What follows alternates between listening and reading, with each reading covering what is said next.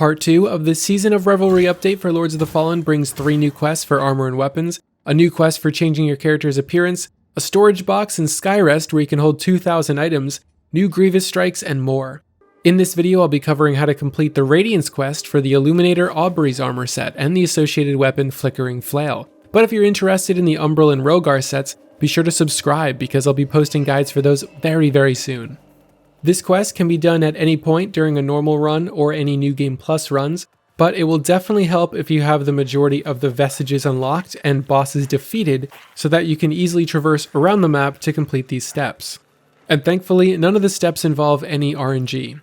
Also, just in case you're wondering, all of the weapons and armor added in this update are permanent, so you don't have to worry about them going away. Alrighty, let's get started with step 1, which is to head to the Tower of Penance. You can get here backtracking from the Vestige of Rosamund or from the Leprosarium Vestige. Once you're inside the tower, make your way to the very bottom because we're heading to Tancred's boss arena. If you haven't defeated him yet, now is a good time to do so because we'll need the key that he drops to start this quest.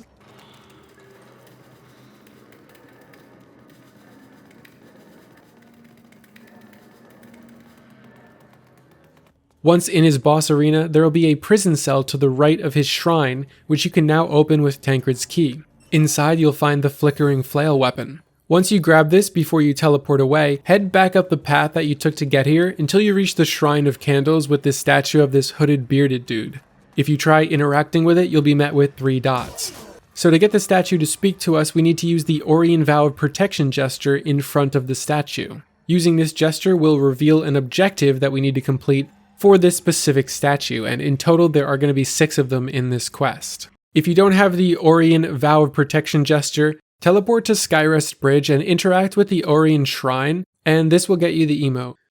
So the objective of this first shrine is to illuminate 5 Carrion Knights to end their suffering.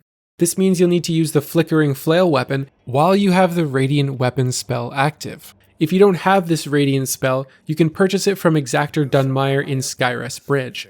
I would recommend leveling up the Flickering Flail weapon a bunch because its base damage starts out kind of low, and you don't want to only be doing like 50 damage to these enemies. If you enjoy the weapon and have an extra Duralium chunk lying around, you're free to max it out, but there's no need to do so for this quest.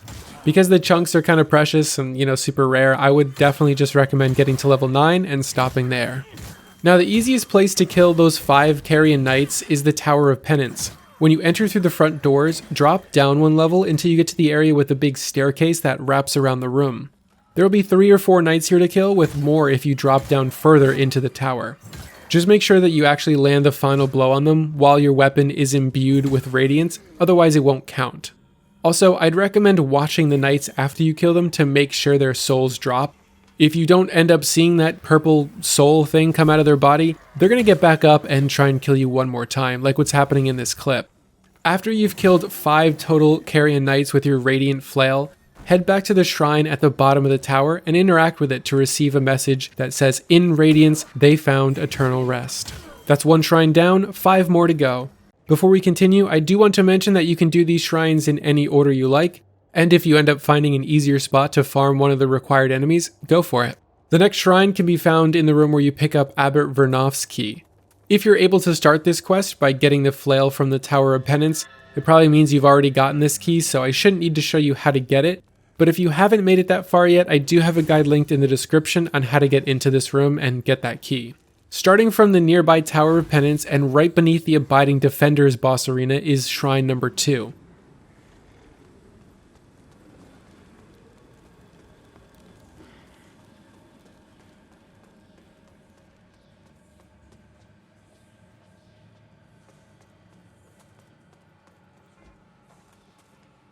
Do the Orion gesture in front of this statue to reveal the objective, which requires you to illuminate 10 Crimson Rectors.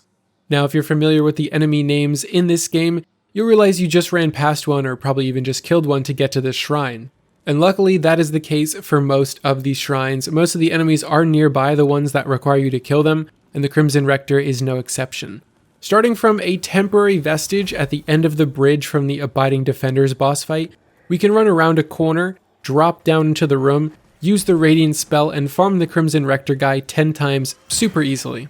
Once you've killed him, you can just run out of this room and take a right to head back up the stairs and rest at your temporary vestige to respawn him. Just like last time, visit the statue to verify that you're done, making sure that you see the message in Radiance, "They found eternal rest."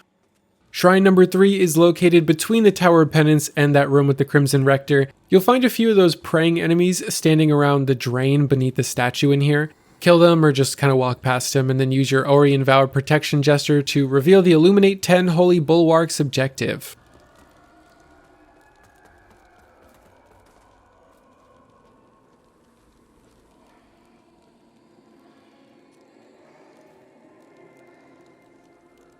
This one is super easy if you have a Vestige Seedling on you, because there's a Holy Bulwark kneeling right outside this room, and to the left of him is a flower bed. Same as last time, use the Radiant Weapon spell and kill him with your Radiant Flail 10 times to check this shrine off your list.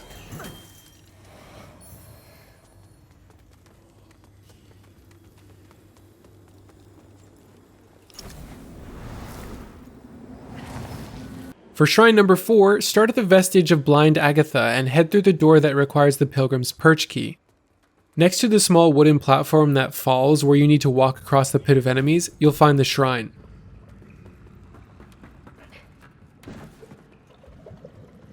After gesturing here, you need to kill 10 Ardent Penitents. There's one right next to that vestige that we just started at for you to farm. Just make sure you destroy that Umbral Tether thing on him before trying to attack him.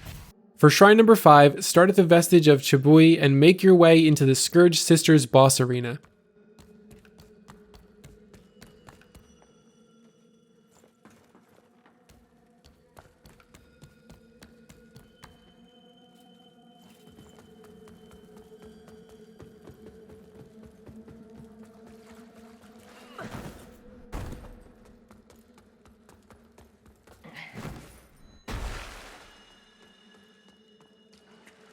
The statue that is in front of the 2 praying enemies is the one we need to gesture at. This one wants you to illuminate 15 Avowed.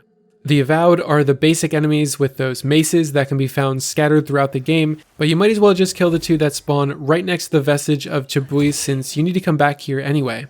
The first one is sitting on the ground at the doorway, and the second one comes running over from the edge of the platform. For shrine number 6, which is the last one, you'll need to go all the way to the room with the dead Pureblade Knight sitting on his throne. I'll show you the long way how to get here in case you don't have the elevator activated. Also, I would advise not being an Umbral when you enter the room containing the shrine, because there'll be 2 Grim Reapers chilling there, and yeah, nobody wants to deal with that.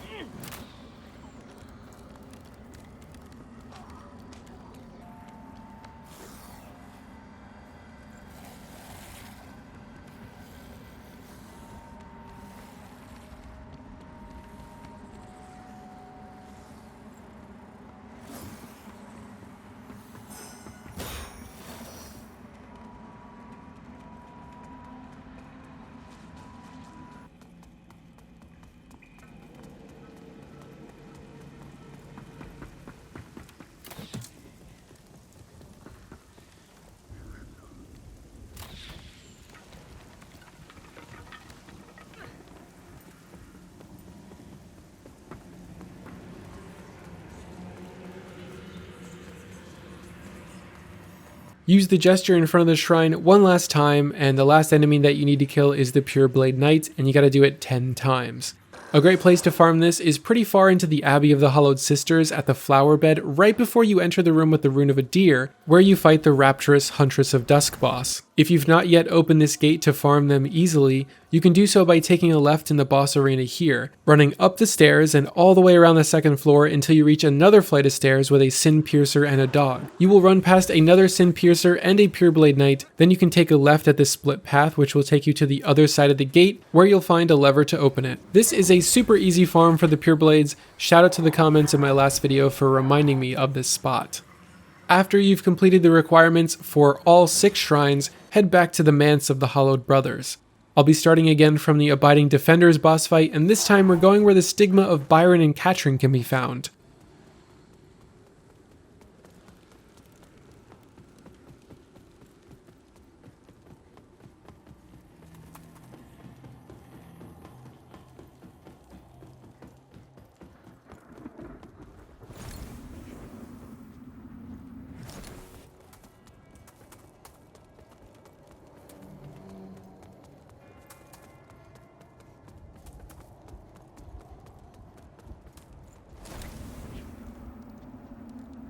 There's going to be a big hole in the wall here now, and inside of this you'll have to fight the Abbess and a pair of Abiding Defenders.